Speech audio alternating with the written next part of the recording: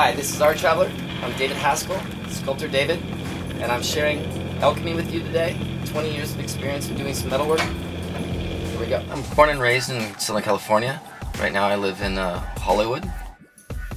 When I was 6 years old, my sister, I asked her what my favorite color was. And she goes, well, count your crayons, and the most pieces of that color is your favorite color because you probably use that crayon the most.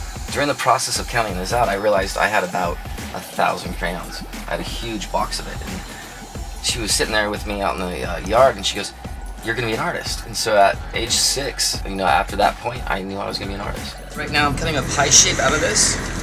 Once I do that, I'll close down the shape.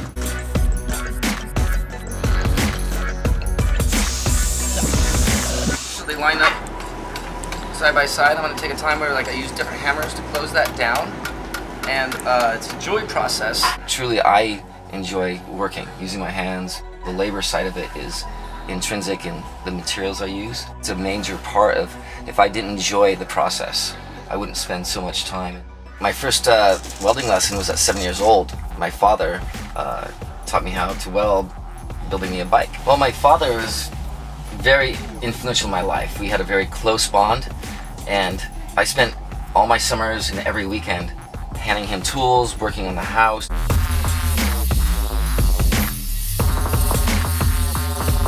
Metal actually has pores in it, and to do a patina properly, you have to take off the oxidation.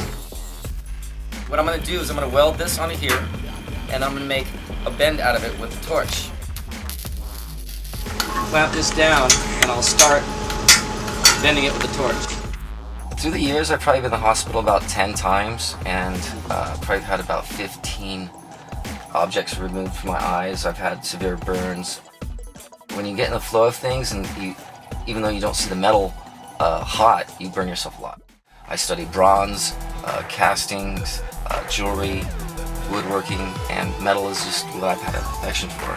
Probably the most labor-intensive of all the mediums I could work with, but I just, the alchemy of bending something and making, gold out of rust.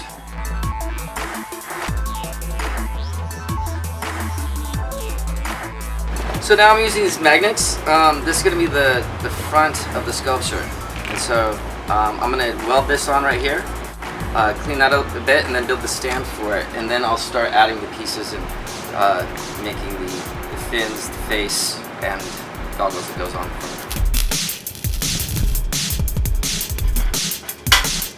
Test it out. Kinetic. While I was in undergrad, I went across this guy who was welding a piece up in the welding shop, and I was taking welding, and I've grown up with it, but it was a different tool. It was a MIG, and he taught me that night how to use it, and I actually wanted to switch my major, and from that day on, I knew I was going to be a sculptor. To manipulate metal is a rush because it's something that you don't normally get to bend metal. Superman bends metal.